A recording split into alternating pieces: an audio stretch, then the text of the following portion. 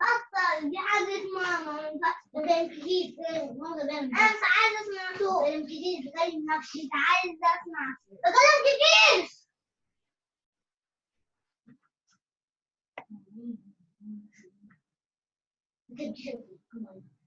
يعني كده كلمتك ماكس دعوة أنا كده هو مش شايفني لأن قافل الكاميرا صح؟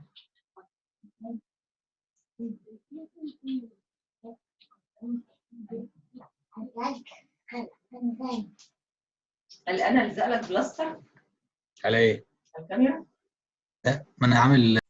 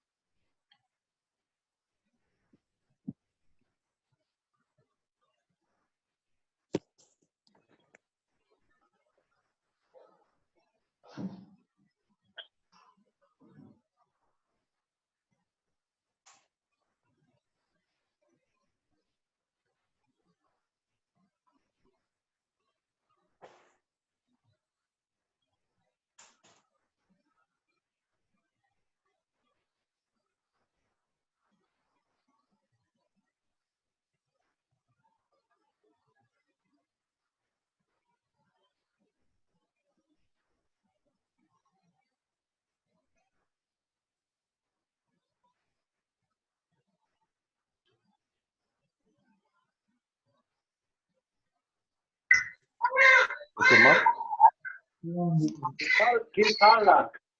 الحمد لله. How are you? Hey, you see where I am?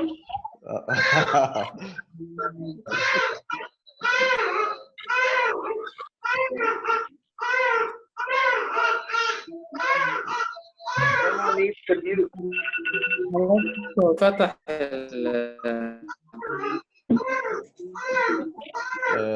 I will mute all participants. فتح المايك. And then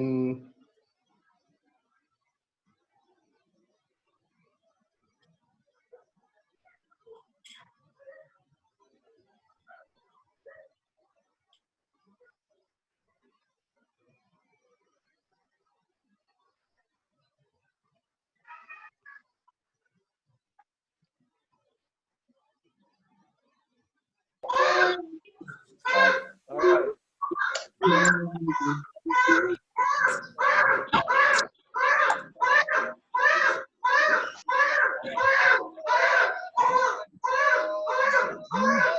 I don't know what is the problem of trying to type. I will mute some. Yes, yes, yes, yes.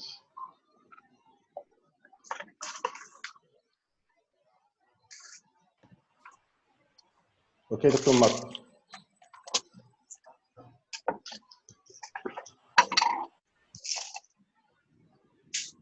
Dr. Mark? Hi, this is Julie from the Colorectal Center and Children's National. I'm the program manager there. He Welcome, is Julie.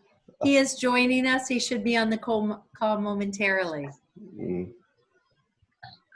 Welcome, Julie. I see Alexandria behind you. We came to you. We couldn't get there one way. We were going to get there another way.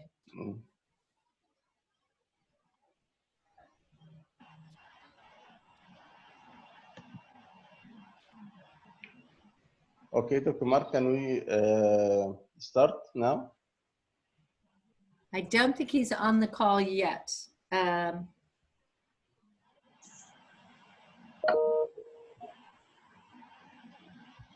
He should be coming any second. How How about Washington now in coronavirus circumstances? Pretty crazy. The pediatric hospital is not feeling, we're not getting children sick with corona. We have 7 in the hospital right now with corona. 4 of them are in the intensive care unit. The other 3 are just on the floor. It's not affecting children in the same way that it is adults, which is wonderful. I mean, we're very grateful for that. But we are in-house, we're isolating, we are all working remotely for the most part, doing telemedicine visits with our patients online. Yeah, the adult hospitals are obviously getting much more of a surge, but nothing like New York here. Yes, more crisis in New York. Yeah, it's horrible. It's horrible in New York. How about there? What's the situation like there? Very calm in Egypt. The number of patients is little controlled still now. But general precaution stop elective surgery just on call at emergency. And the precaution of stay at home, social distance. The same precaution everywhere.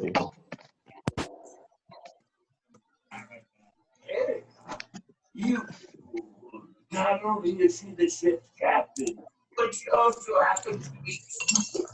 I don't know if everyone was. You. I don't know if everyone hear us or not. I hear you well.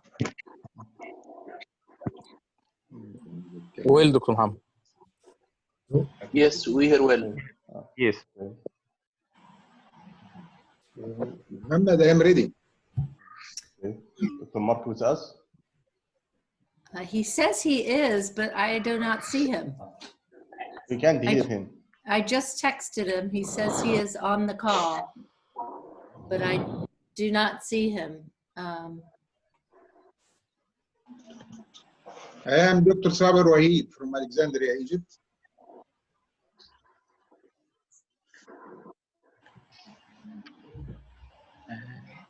Hi, Muhammad. Hi, everybody. Do you hear me, Muhammad? Good evening, Yes. everyone. Yes. I am Dr. Sharif Shahata from Tanta, Egypt. Can you please mention to us the program that will come consecutively on the coming weeks? What is your proposal for today and the next ones with the group from Cincinnati? Okay, Dr. Sharif, we have a 3 session every week, 1 session per week. On Thursday, today we discuss soiling in erectile malformation, but next 2 weeks we still determine the topics discuss here and select what we wanted to discuss in the next meetings.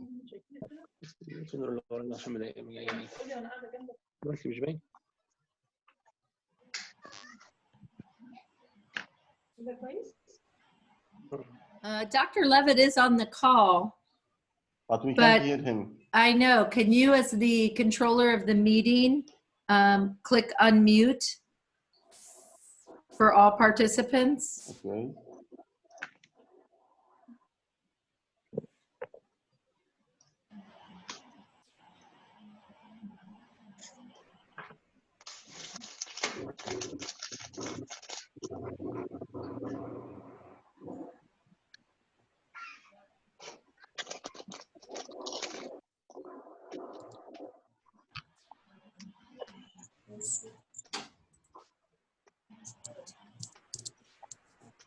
I see one of our nurse clinicians, Megan Mesa, is here with us in Egypt, if you see her picture.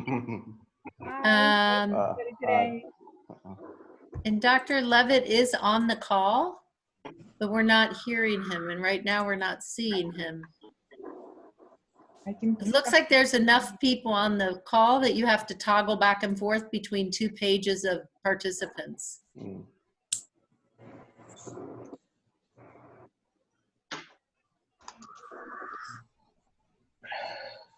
We have also Dr. Rami here, Dr. Rami Shaban. He's lecturer in Indiana, Pennsylvania, a lecturer of instructional design and technology. He has a hosting of this meeting.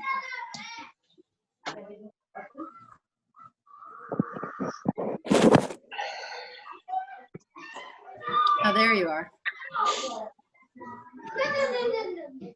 I do see Dr. Levitt now. He left the meeting and came back in. Do you see him there? I will see him. But I think it's still But we're problem. still not hearing him. Still problem in sound with Dr. Levitt. Mark, can you try and speak again?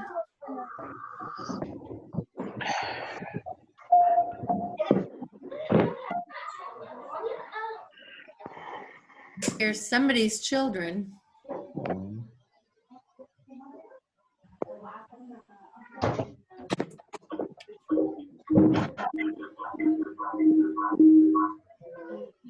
All right, can you hear me now? Yes. Yes. Okay. Okay, Dr. Levitt. If you can hear me, thumbs up. Yes? Yes. Okay. All right, Mohammed, let's start. Okay. First, we have a group of our professors and colleagues here from Alexandria, Tanda, Cairo. We make online conference instead of our your trip here in Egypt. Dr. Sharif Shahata asking about the topic of next weeks. I told him we select the topic of soiling in erectile malformation for today meeting. And for next 2 weeks, we still for discussion. Okay. All right, let's present the case. Okay, let's go. We will start. The program of meeting will be in 2 parts. First part, this case presentation, and then we, Dr. Levitt will manage a discussion on this case. You can see the presentation now, yes?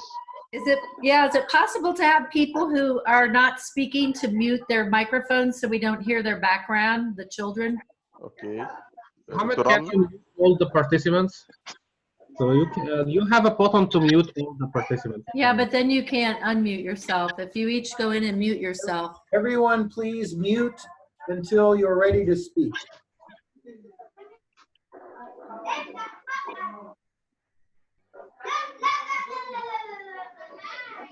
Everyone, please mute.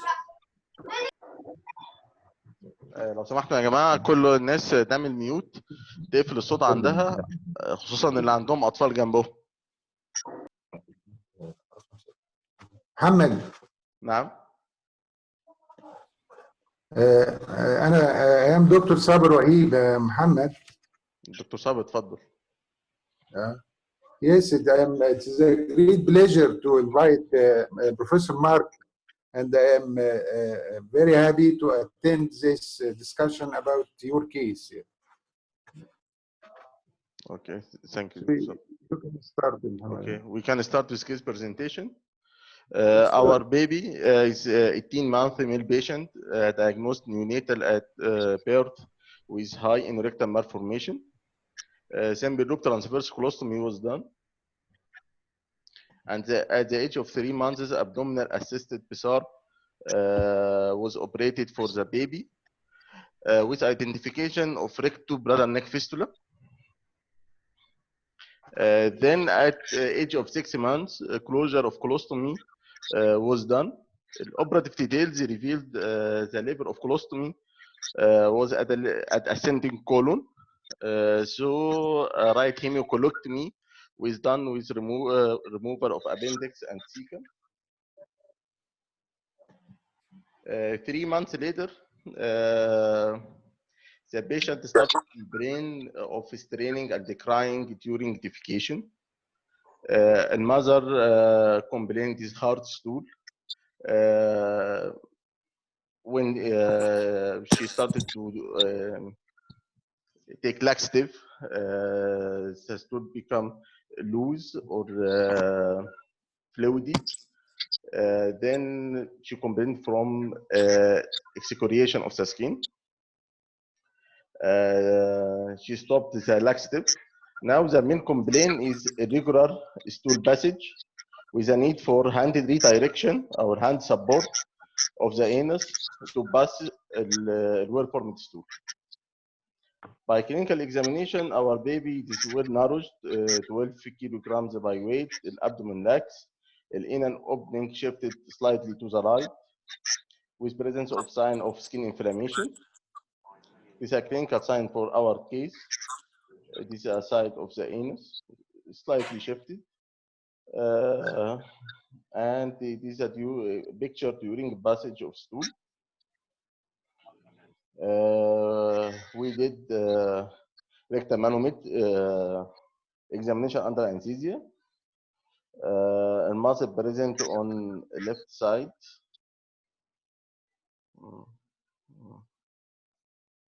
And the maximum at the level above the anus, just above the anus. By MRI, we can see here the external inner sphincter asymmetrical, mainly on left side. It's appeared here as a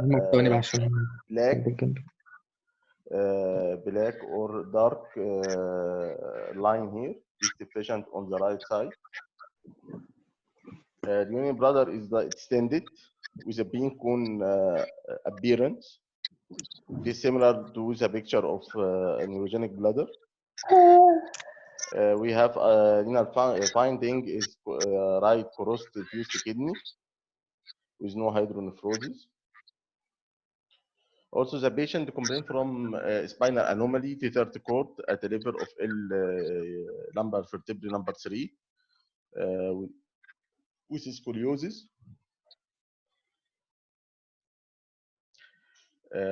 Calculated sacral ratio was 0.6 and anteroposterior lateral view with anorectal angle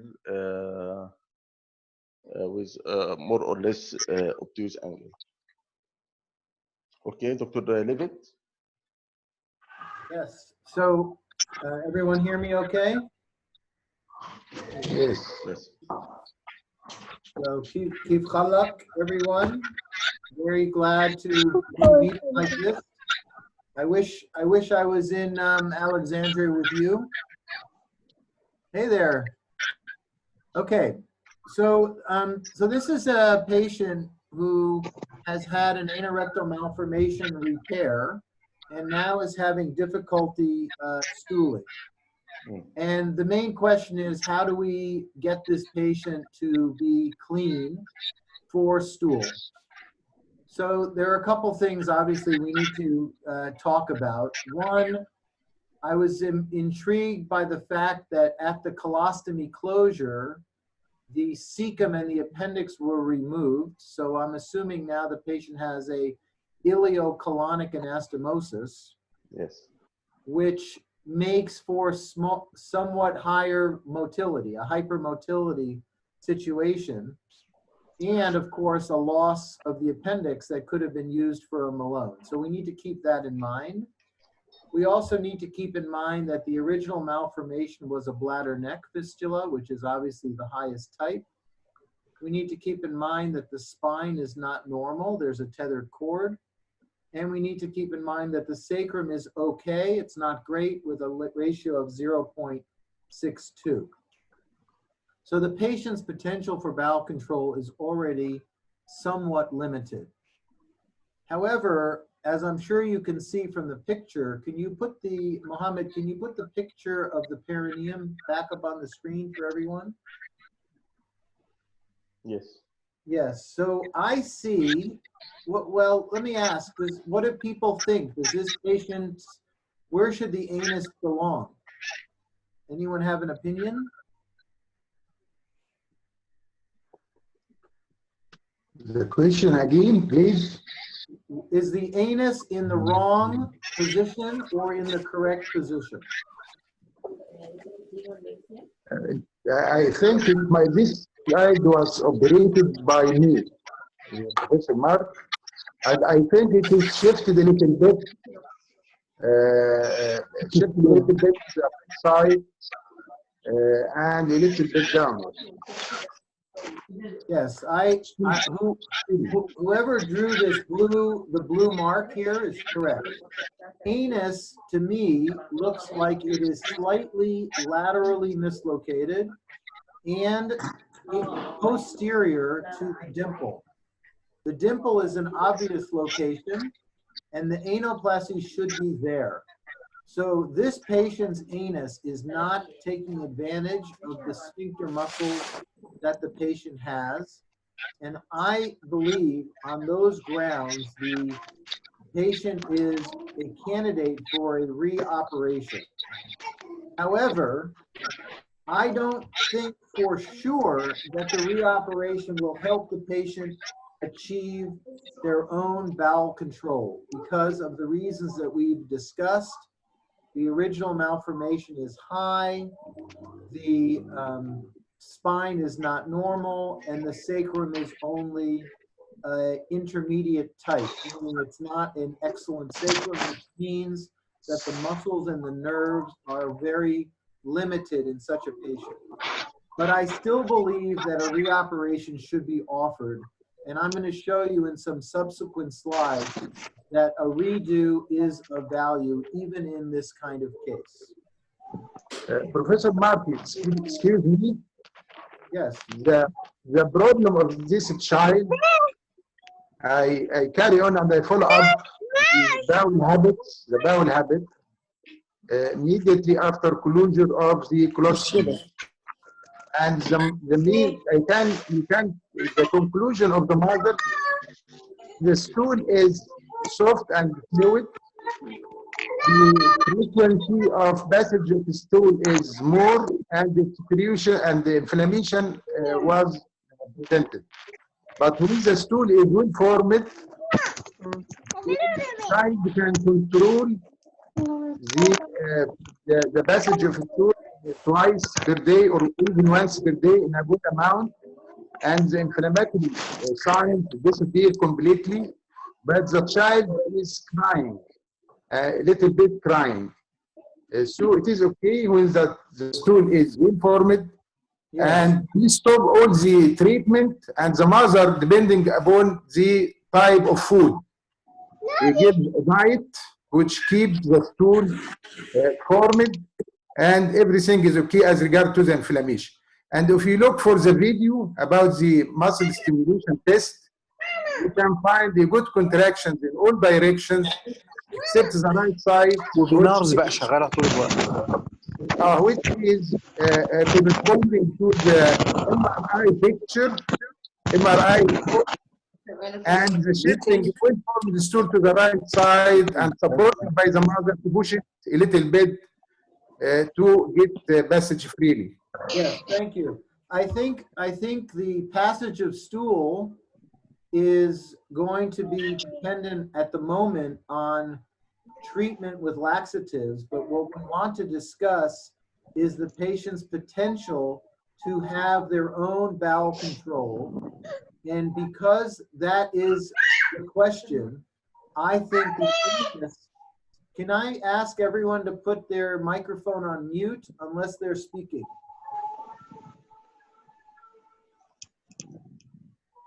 Unless we move the anus more anterior into the center of the sphincter where the blue mark is, the patient will never have potential for bowel control. But I think the patient has some potential for bowel control, but the anus needs to be moved to a better location to take advantage of the sphincter muscles. Just anterior displacement or complete mobilization of the anus? Yeah, so a redo for such a case requires a prone position, full mobilization of the current location of the rectum, move it anterior to where the dimple is, reapproximation of the posterior edges of the muscle complex to the rectum, and then closure of the posterior sagittal incision. And then this is a patient who may have potential for bowel control. And as Mohammed proposed on his slides, I would agree that the patient should have a Malone done at the same time as the reoperation. However, there's no appendix here, so then you could either do a neo-Malone or a cecostomy tube.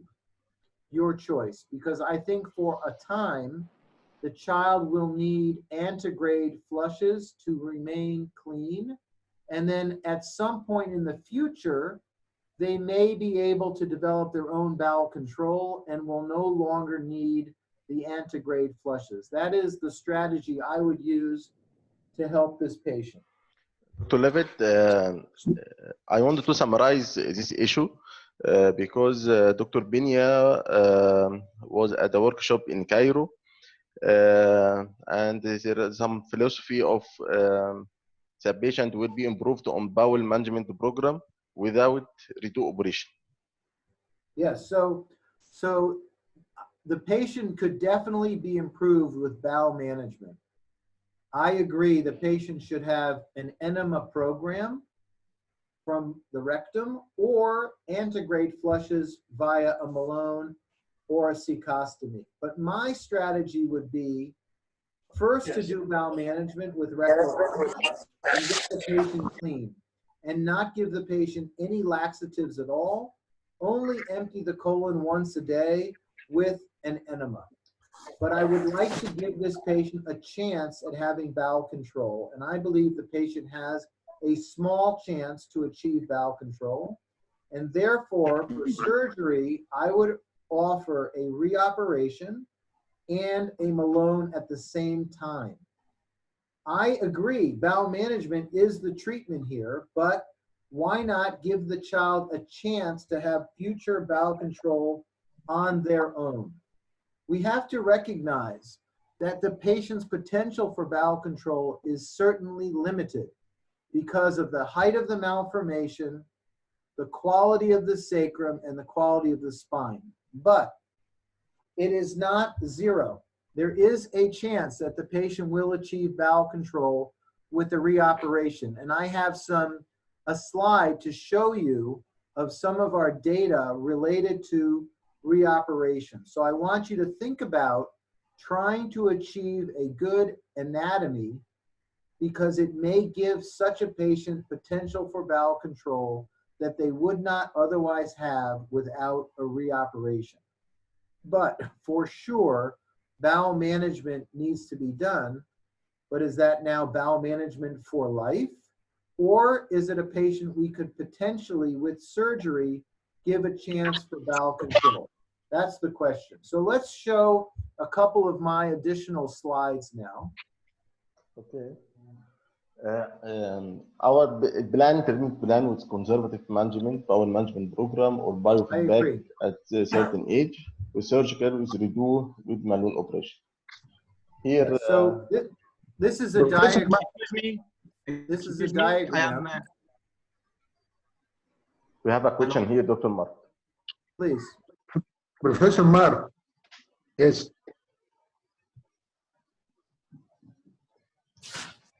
Professor Mark. Yes. Dr. Sabat. Yeah. Your opinion, your speech means that the presence of a functioning anal canal doesn't depend on concomitant abnormalities, including the spine abnormalities in our case? The fact that there is a spinal and sacral abnormality definitely affects the potential for bowel control, but the potential is not zero. The potential is there, and therefore I believe this is a patient we should give a chance for bowel control. It appears to me that there is a nice anal dimple and some sphincter, and the sacrum is not a very bad number, it's a medium number. And I will show you data that supports the fact that even in patients who have an abnormal sacrum and have an abnormal spine might in fact benefit from a reoperation. I want to show this key slide because I think whenever you talk about anyone with anorectal malformation, you always need to know what is the original malformation, what is the quality of the sacrum, and what is the quality of the spinal cord. And with those three pieces of data, which I call the ARM index, you can make a prediction of the likelihood of having bowel control. So for example, a malformation that is considered low, such as a bulbar fistula, that is very good potential for bowel control. A sacrum that is normal with a sacral ratio greater than 0.7 is very good for potential for bowel control. And a spine that is normal with no tethered cord and no myelomeningocele also is a very good potential for bowel control. Next slide, Mohammed. So this is how you can calculate the quality of the sacrum and obtain a sacral ratio. The lateral is more accurate than the AP because the AP could have a tilt of the pelvis. So what I like to do is I like to draw a line through the axis of the sacrum, the blue line, and then I put a red line at the top of the iliac crest, at the sacroiliac joint, and at the tip of the coccyx. And if you take the bottom part of the sacrum as the numerator and the top part of the sacrum as the denominator, you create a ratio. And it turns out that a normal sacrum has a same size of the top as is the bottom. And a patient with a poor sacrum, the bottom is short and the top is normal. Obviously, that means that a sacral ratio greater than 0.7 is more normal. So the numbers we use are 0.7 or better is good, 0.4 to 0.7 is okay, and less than 0.4 is poor. Next slide. So this is a picture that shows the same patient. The AP view looks like there's no sacrum at all, but in fact, there is a sacrum. The lateral view shows there's a very nice sacrum. So be aware that the lateral view is accurate. The AP view might be inaccurate because the pelvis might be tilted. Next slide. And the AP versus lateral is very important because this picture shows two different stories. The one on the left is the lateral and the one on the right is the AP. And obviously we are happier with the one on the right because it looks like a very loving mother carrying the baby. Next slide. This also illustrates the same point. AP versus lateral. All right, next slide. Okay, so now I want to show you some data. And the data is redos. So this is a patient who has the most common need for a redo, a mislocation, like your case. Next slide. Next one. Stricture was the next most common reason for a redo. Next slide. A remnant of the original fistula was another cause for the redo. And in your case, you showed MRIs, but I didn't see a perfect lateral image to prove to me that there is no remnant of the original fistula. You need to check for that because it would be an outpouching on the back of the urethra. And that is yet another reason to do a redo. And finally, the next slide. Ooh, I should be a picture. Is this out of order? Next. Next. Let's see. Yeah, there you go. So this is slide shows prolapse, which was another cause for redo. And then there should be a summary of the data. Go to the next one. Actually, let's show you that one for a second. This is helpful because this helps you know.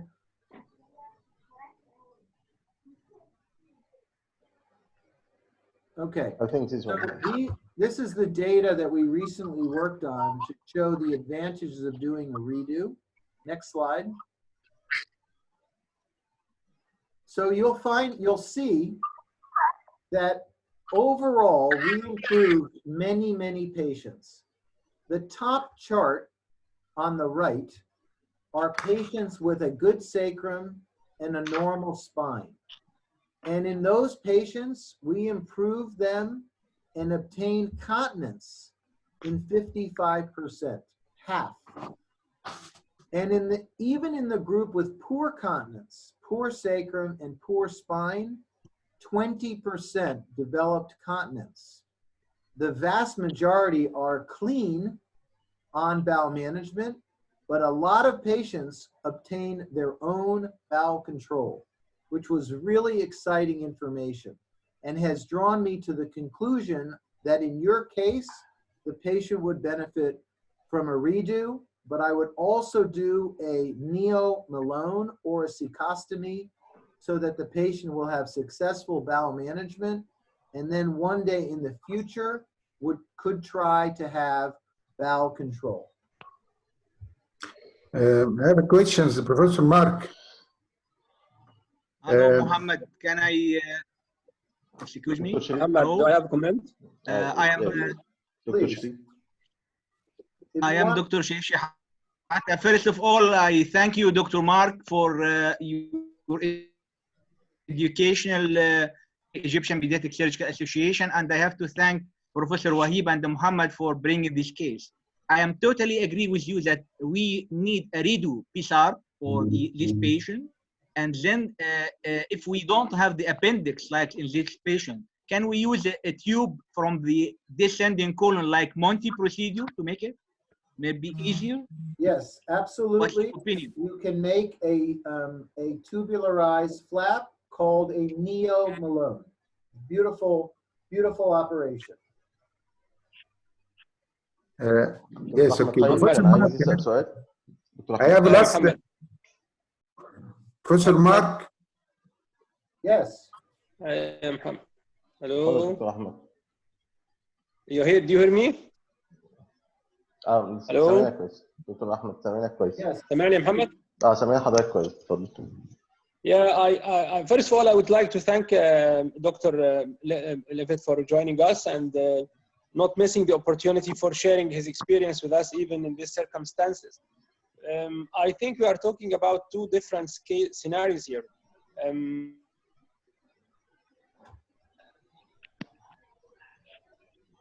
The anus is a little bit right or a little bit left. But this what we are talking about regarding bowel management, the patient might benefit from that. But in this case, as I've seen from the picture, the muscle complex is totally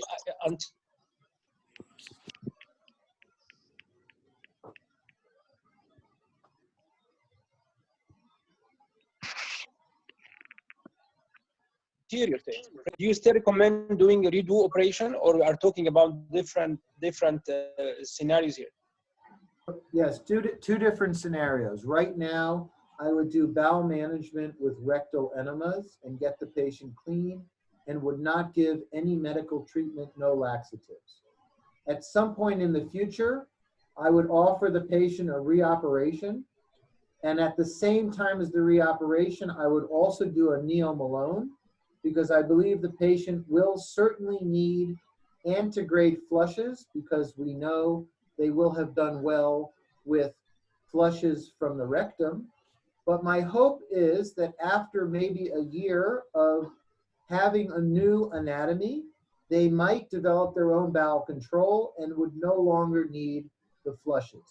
And I can say that even in this patient, there's a 20% chance that we could convert them to having their own bowel control without the need for flushes, and an additional 50% chance that they will be successful with bowel control with enemas. The question is, should we offer a redo? In my opinion, we should offer a redo because there is a chance دكتور صابر كان عندك كومنت؟ Professor Mark, yeah, this baby, 2 years old, not required up till now enema. Yes. When the stool is well formed, the child completely continent, passing sufficient stool once or twice daily, and complete absence of inflammatory signs. But I want to ask you, is the muscle complex and external anal sphincter is the only factor responsible for evacuation and stool and defecation? No, I think the evacuation is dependent upon the peristalsis of the colon, which should be intact. And I'm a little worried in this particular patient, might be fast, but you seem to show that the patient is able to form solid stool, which is good news. For right now, the patient should have a mechanical program only, rectal enemas only. There would be no advantage. In fact, there would be somewhat of a disadvantage to giving laxatives right now. Right now, the baby is 2 years old, so all you really care about is not becoming impacted. But in about 2 years from now, we want this child clean and out of diapers, normal underwear. So between now and then, I would do enemas from below to keep the patient empty, clean, with no impaction. But at some point, probably within the next year, I would try a reoperation, move the anus, get better anatomy, give the patient an opportunity to have antegrade flushes, which are much more pleasant than rectal flushes, and then continue the bowel management program that you've already been doing. And then you may find that the child successfully develops their own bowel control now that you have given them better anatomy with the reoperation. Another good news for this baby is a mother do good training. Yes. Yes. Yes. Dr. Levitt, we can stress on a point why we don't use laxative in this case. Why depend only on enema? No, you can use, this baby is only 2 years old. So you can certainly use laxatives at this age. The only thing that you care about now is avoiding constipation and avoiding impaction. So yes, at the age of 2, for sure. All you care about is giving laxatives.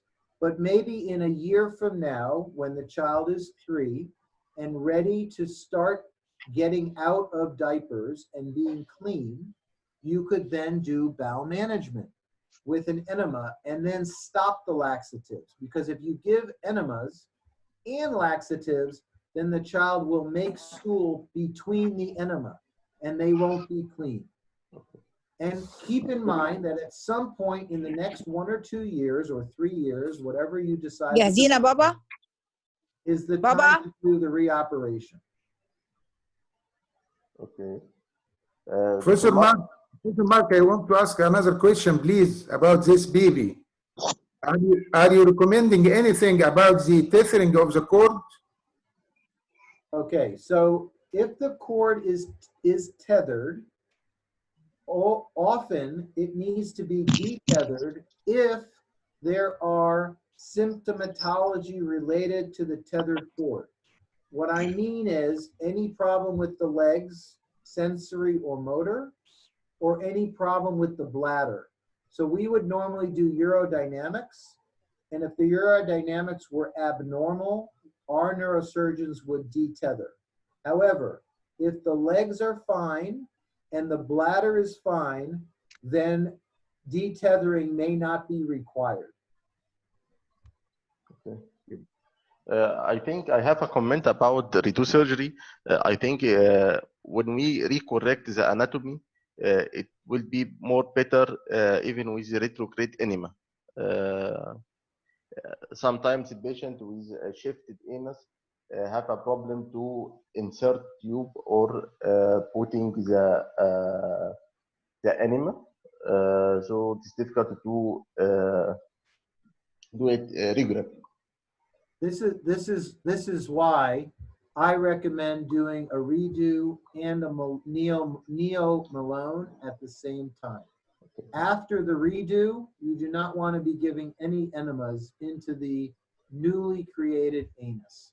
So my advice would be to do bowel management with enemas now, then do a redo and a Neil Malone, and then after that surgery, give the same enema routine, but now through the Malone, not through the rectum, and the baby remains clean with the flushes, and then over time, you can have the child who's now getting older, and they can hold the flush, and thereby they can practice their anatomy, and they can get better and better at holding in the flush in so good that they can hold the flush and release the flush by their control. And if that occurs, that's the evidence that you might be able to transition to laxatives. We have two questions, one from Dr. Ibrahim Ali and one from Professor Ahmed Khairi. Dr. Ibrahim, تفضل.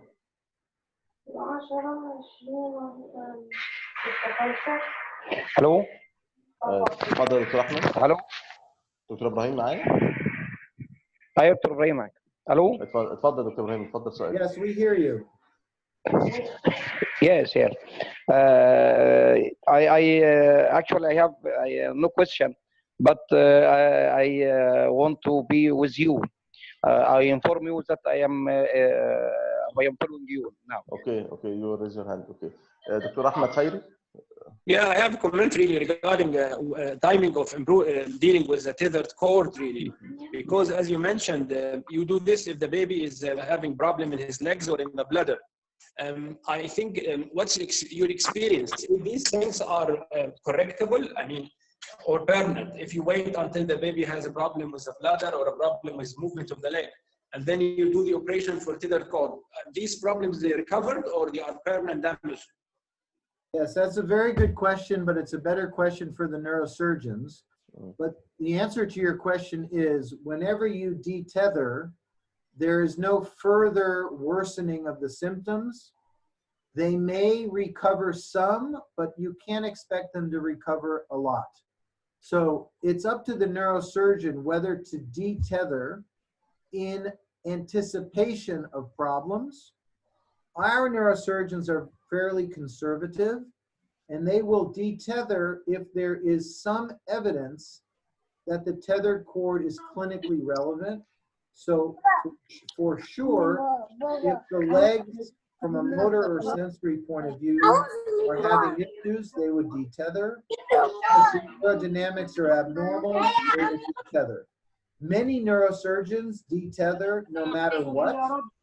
And I feel that that is too much detethering, but I'm not a neurosurgeon. Okay, Professor Mark Mohammed, please, can I ask? Okay, further, sir. Professor Mark, we know that you have a big experience, and we know that the problems of anorectal malformation, it is a big also about the sensitivity and the muscle maldevelopments and the fibrotic and lack of neurogenic sensations. And it is a lot of problems, and it is a matter of debate between the anatomist and the physiologist and the pathological physiology and many specialities about this big problem. But I want to ask you, from your experience, what is the parameters or the prognostic factors you practice to decrease or to limit or to decrease the incidence of soiling and to get a little bit fair results about the stool retention and defecation in children? Well, I think that every patient with an anorectal malformation should be clean. The question is, can they be clean by themselves with their own control, or do they need bowel management? from the neonatal period, from the start, what is the parameters you practice to detect the prognosis of soiling and to decrease the incidence of soiling? Yes, so we showed you the ARM index. So the factors are, where is the original malformation? And you can put up the slide, Mohammed, of the 3 distal colostograms of the yes. So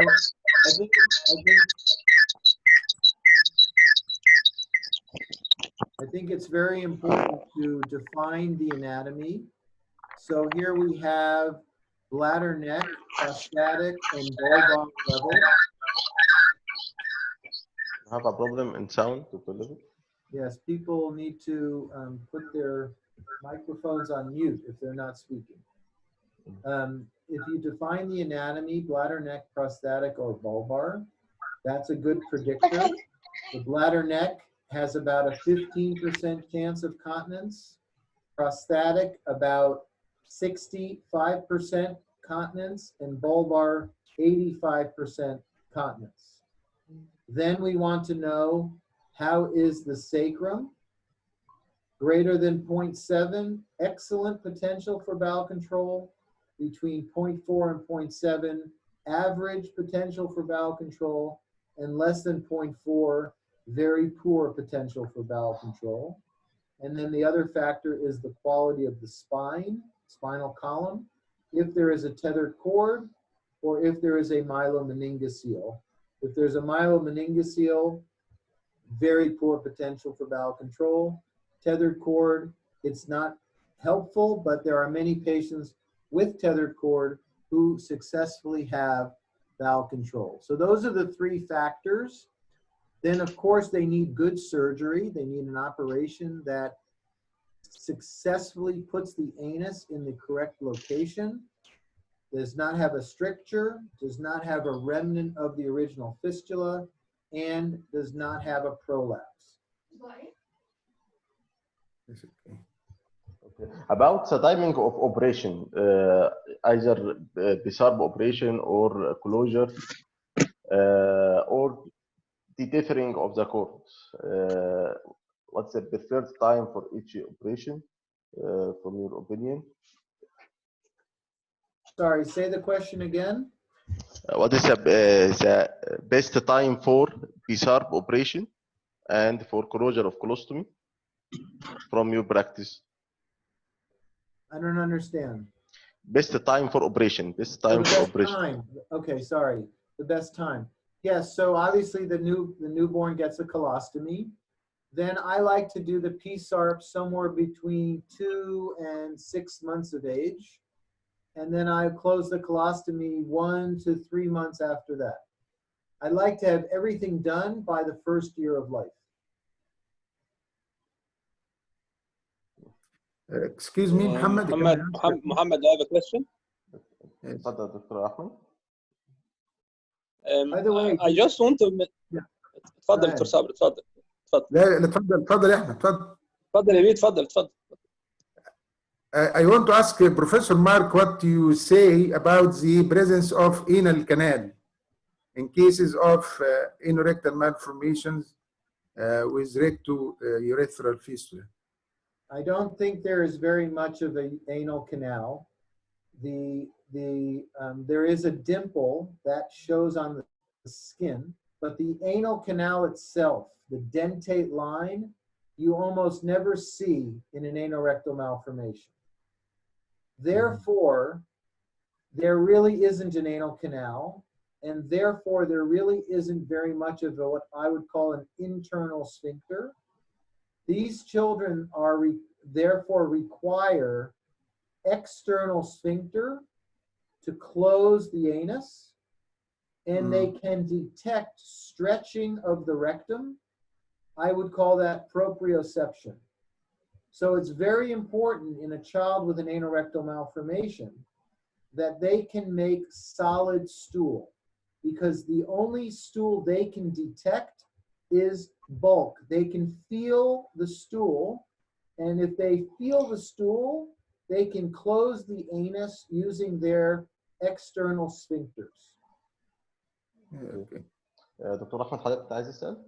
I just want to give a hint about mucosal prolapse after the operation, because I think this is a sign of the continence rather than the result of the procedure itself, because sometimes you do the best operation in the world and still you have prolapse. So I think this prolapse is a sign of the weak sphincter, of the quality of the muscle, rather than a result of the bad operation. So what's your opinion about that? I think both are true. I think if you do a good operation in a good patient with good sphincter muscles, usually you do not get any prolapse. If That's you right. do a good operation in a patient with poor sphincters, you will get prolapse. So I think it's both technical and depends on the patient that you're dealing with. Okay, Dr. Mark, we have two questions. One from Dr. Amr Zaki about to perform redo operation under cover of colostomy or without colostomy. In redo operation, do you have? Redo. Yes. Yes. So I would not do a covering colostomy in a redo. I would do a full bowel prep the day before so that the stool is very clean. And then I would not give the patient solid food. I would only give them liquids for 5 days after the surgery, watching to make sure that the perineum has healed well. Okay? So if you give solid stool too early, then the wound will open because the stool will be hard as it passes through. Mohammed, Julie has a very nice slide. If you can allow Julie to show you her screen, she will add a slide to the presentation. Okay. She can share it now. Go ahead, Julie. Share the slide, please. We have a last question before sharing. Your opinion in neonatal PSAR. This question from Dr. Muhammad Saada. Yes, Professor neonatal PSAR.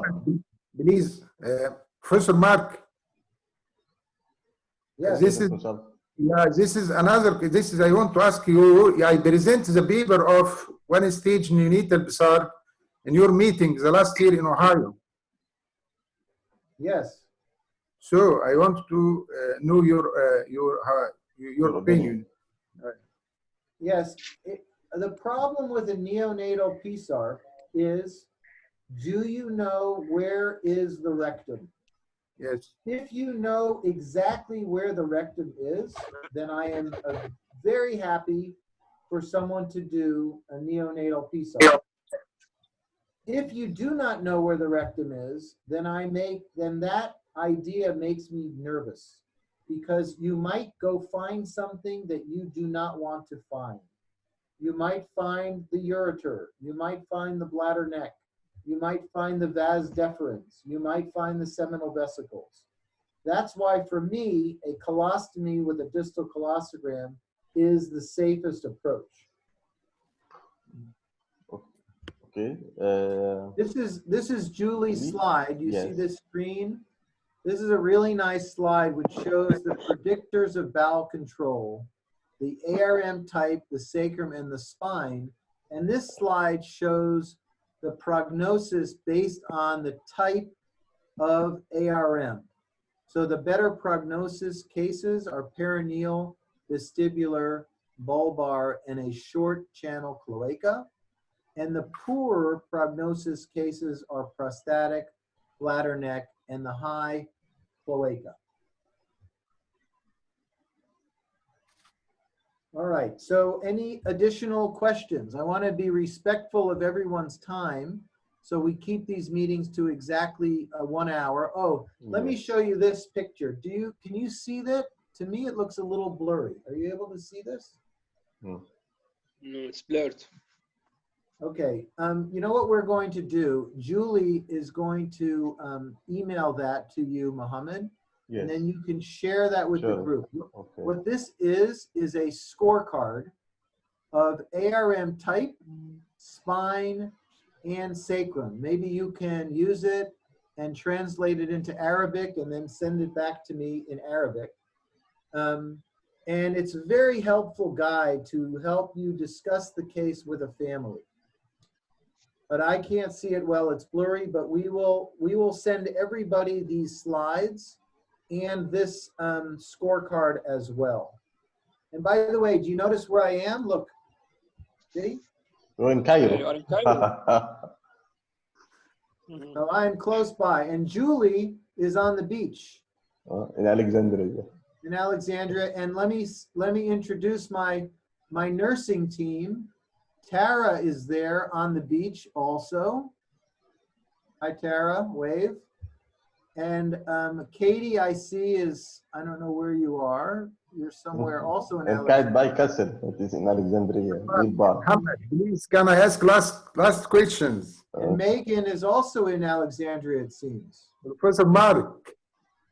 Dr. Mark, Dr. Sabr, want to ask last question? Yes, well, last question. Go for it.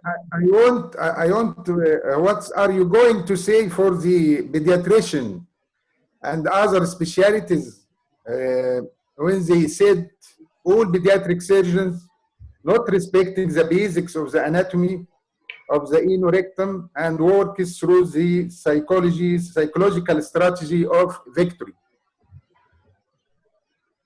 Well, I'm very respectful of anatomy. I'm just a realist, and it comes, in my opinion, there is not much of an anal canal in a patient with an anorectal malformation because it didn't grow normally. So I just want to tell you, first of all, Mohammed, it looks like we found some new dates to get together in 2021, and I would say inshallah. Inshallah. April 1 and 2, 2021 would be our course, and April 4, 5, and 6 will be the surgery days. And the weekend in between, we will do some fun time together, seeing your wonderful country. And I hope, inshallah, that our world is back to normal soon, but certainly so we can be together in 2021 in Alexandria. And I'm very sorry that something interfered with us getting together this year.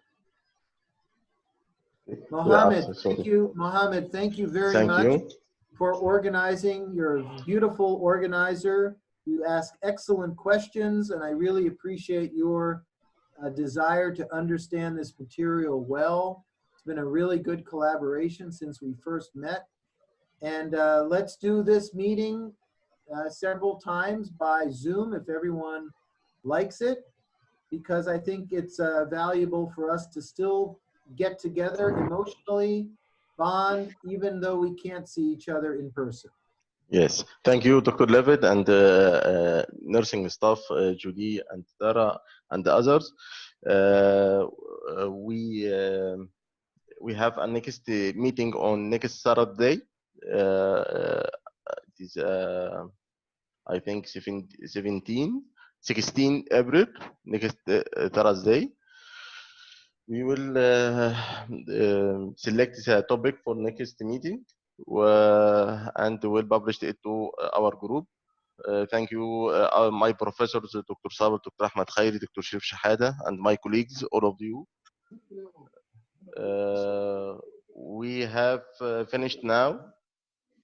We must finish, and thank you to all. Very good. شكرا يا عبد الملك. شكرا يا دكتور صابر. ألف شكر. السلام عليكم. دكتور رفيق شرفت. شكرا. Thank you, مع Dr. Mark. السلامة. مع السلامة. شكرا يا ملاك. شكرا جزيلا. ألف شكر. شكرا. شكرا يا ملاك.